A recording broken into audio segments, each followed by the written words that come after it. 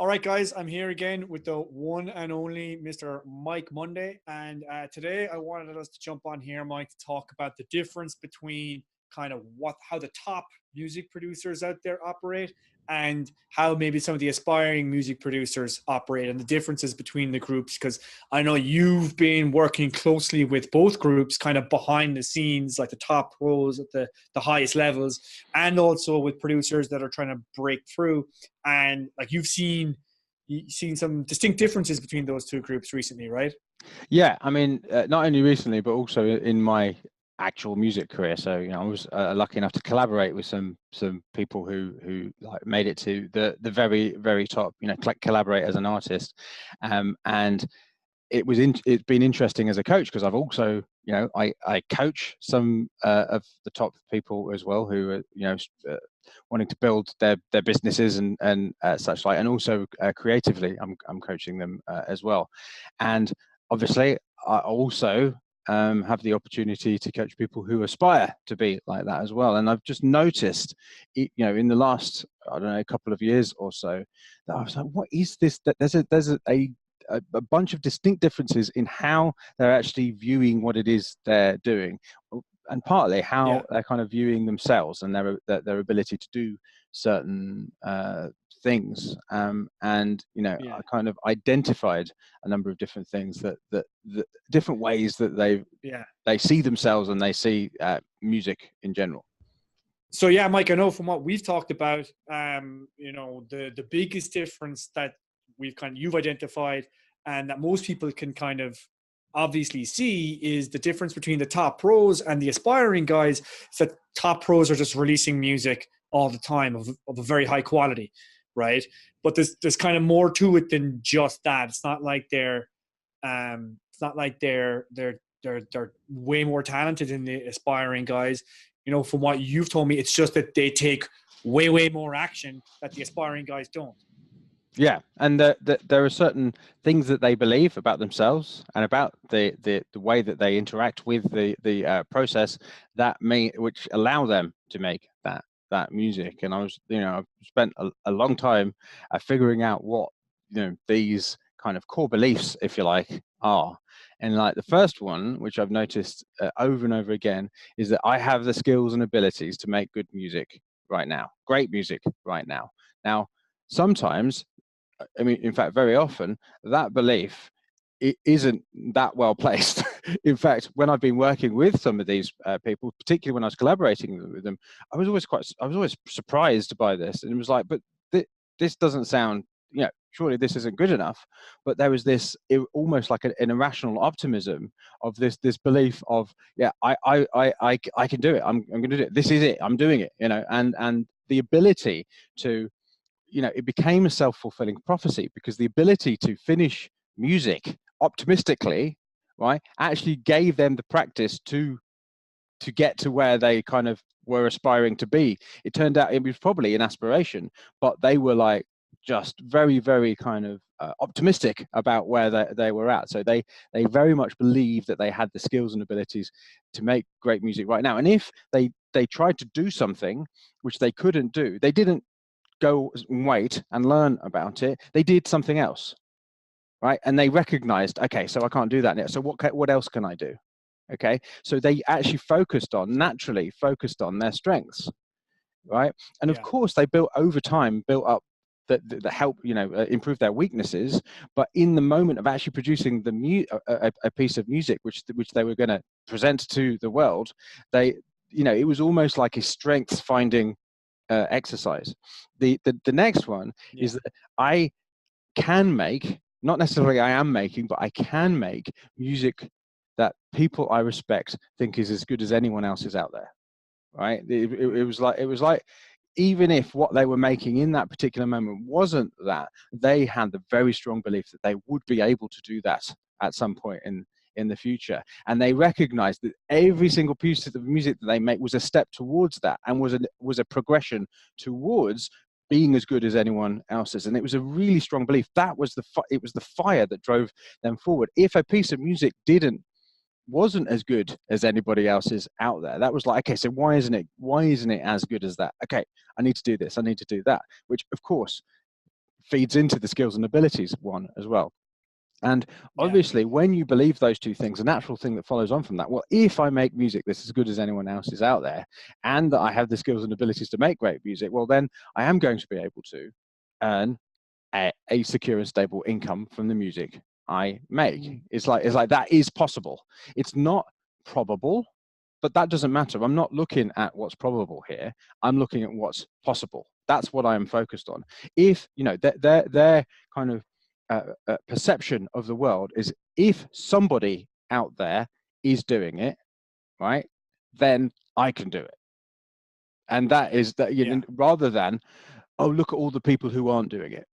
Well, that probably means I can't do it either.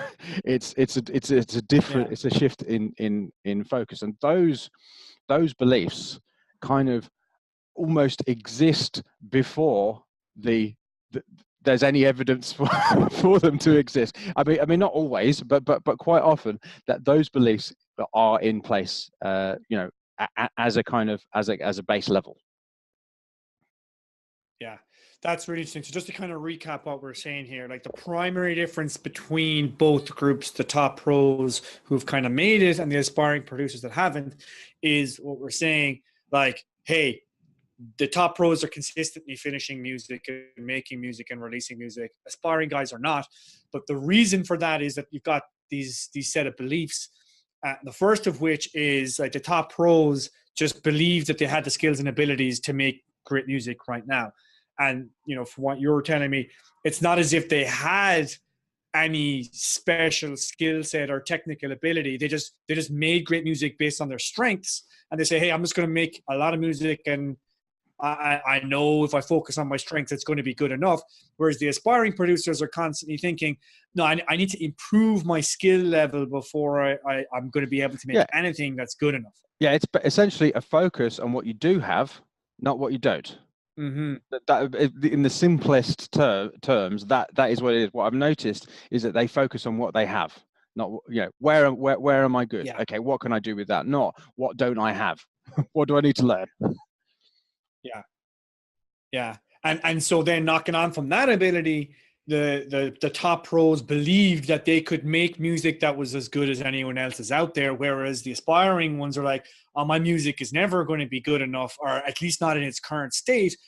So then now you have the pros who have these two beliefs in place that's only accelerating their desire to make music and to consistently finish it and release it. Whereas if the aspiring producers don't have these beliefs in place, it's almost like putting a brake on it, because they're like, well, what's the point? It's I'm never going to make it. Yeah. So I'm never going to make it. So I think the kind of practical thing that happens is that in a pro mindset, they see a piece of music that isn't as good as anyone else's out there, and they view that as a source of motivation. Right? It's that's a fight. Okay, so what isn't good enough here? Okay, that's what I didn't need to do next time, right?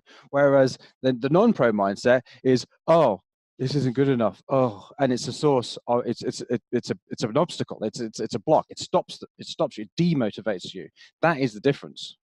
Yeah. If a failure is a sense of dissatisfaction is your fuel. It's your fire, not the thing that puts out the fire. Yeah. So that's really interesting, because those two beliefs that we just kind of talked about there also kind of cue up that last one, which for a lot of aspiring producers is probably the biggest one these days, which is, I'm not going to be able to make a decent living unless I'm David Guetta or Claude Van Stroke or whoever one of the superstars out there is that's kind of in the top 1% of the 1% of producers, right?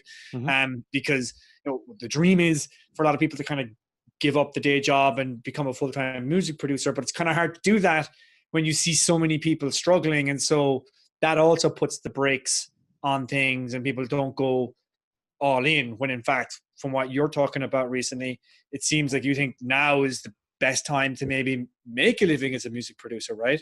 Yeah, I mean, I think if you compare now to when I was starting out, if you understand how the internet works and what the internet means for a creator in the modern world, then now is the best time. Yeah, so that's a massive qualifier. If you're still living in the old music, the paradigm of the old music industry, and you're thinking of it that way, then no, it doesn't work, because that's gone, right? We are now in a new world, and if you understand how that works, how the internet, how to actually build a business online, then yes, now is the best time there has ever been, as shown. I mean, I'm putting my money where my mouth is, because I'm coming back to making music, but because I believe that. So I'm not just, I'm not making this up. I 100% believe it's amazing to me, the opportunities that are available for those who kind of understand how to do this kind of thing. And it's I mean, it's just the most exciting time to be alive in my opinion. Awesome. Yeah. So, Mike, for anyone that is kind of interested in maybe exploring more what you're talking about here and trying to break through as a music producer in 2019, you've got a call coming up that they might want to know about, right? Yeah, I'm jumping on a call with a few people. We're going to brainstorm some ideas for how you can break through in 2019 as a music producer. It's going to be an audio call. We'll have a conversation. You'll put your hand up. You'll tell me where you're at, what your situation is, and we'll identify your biggest opportunity, where to focus, because a million different things that you could be doing. We'll identify where to focus, where your next steps in 2019 if you want to break through as a music producer. Awesome. So yeah, if anyone wants to jump on that call, we'll stick a link on the page here somewhere below the video. Yeah. And they should just click the link and put their email in to register for the call. Yes. Yeah. Just click the link below, put their details in, and I'll get you all the info of when it is and how to join the call. Awesome. Fantastic stuff. Cheers, Mike. Looking forward to the next chat.